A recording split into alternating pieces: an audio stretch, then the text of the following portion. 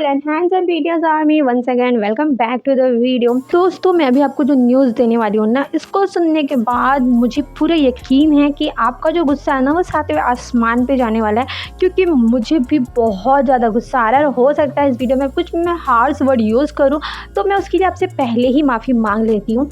तो आपको पता ही है कि सुगा का ड्रिंक एंड ड्राइव केस कितना ज़्यादा लाइमलाइट में था।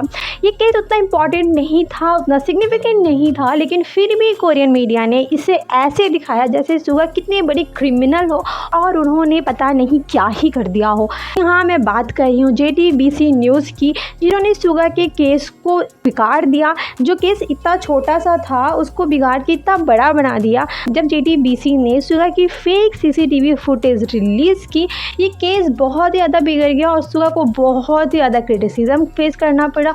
लोगों ने सुगा के बारे में पता नहीं क्या क्या कहा और उनकी जो पब्लिक इमेज है वो कितनी डैमेज हुई है, ये तो हम सब बहुत अच्छे से जानते हैं। वेल, सुगा का ये जो ड्रिंक एंड ड्राइव केस है, एक्चुअल में वो ड्रिंक एंड ड्राइव केस भी नहीं था, लेकिन फिर भी इसे ड्रिंक एंड ड्राइव केस के कैटेगरी में रखा गया और सुगा के ऊपर कितनी बड़ी फाइन लगाई गई, उनके ड्राइविंग लाइसेंस को भी कैंसिल किया गया। इसलिए मैं मानती हूँ सुगा की गलती थी, उनके ब्लड में जो अल्कोहल की लेवल थी वो ज़्यादा थी, लेकिन उसकी वजह से उन्हें जो ट्रीटमेंट मिली वो बहुत गलत थी।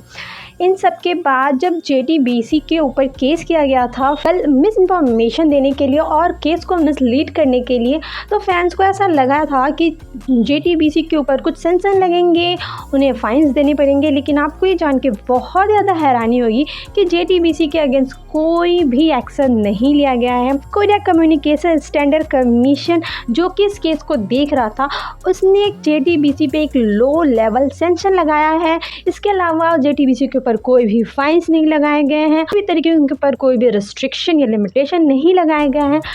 सीधे साफ अक्षरों में मैं कहूँ तो JTBC को कोई भी हार्श पनिशमेंट नहीं दी गई है। वहीं सुगा को इतना ज़्यादा क्रिटिसाइज़ किया गया और उनके ऊपर ऐसे पेनल्टी लगाई गए जैसे सुगा ने पता नहीं कौन सी प्रॉपर्टी ही डैमेज कर दी हो। अब कोरिया के इस बायसनेस को लेकर मैं क्या ही कहूँ, मुझे नहीं समझ में आ रहा। मुझे नहीं समझ में आता कि वहाँ की गवर्नमेंट, वहाँ की लॉ कैसे काम करती है, या फिर मैं कहूँ वो BTS के या सुगा के इतने अगेंस्ट क्यों हैं, ये तो मेरे समझ से परे है। लेकिन वहाँ की जो कम्युनिकेशन कमीशन ने ये जो रिपोर्ट दी है ना, उससे मैं बिल्कुल भी खुश नहीं हूँ और मुझे लगता है कि JTBC के अगेंस्ट एक टफ एक्शन लेना चाहिए था, जो कि नहीं लिया गया। अब आप मुझे बताइए कि वहाँ की गवर्नमेंट या फिर वहाँ की कमीशन जो भी है, जो भी इस केस को हैंडल कर रही थी, वो कितनी ज़्यादा फेयर है, या फिर आपको भी यही लगता है कि वो बायसनेस दिखा रहे हैं। अपने जवाब, अपने थॉट मेरे साथ ज़रूर शेयर करिएगा।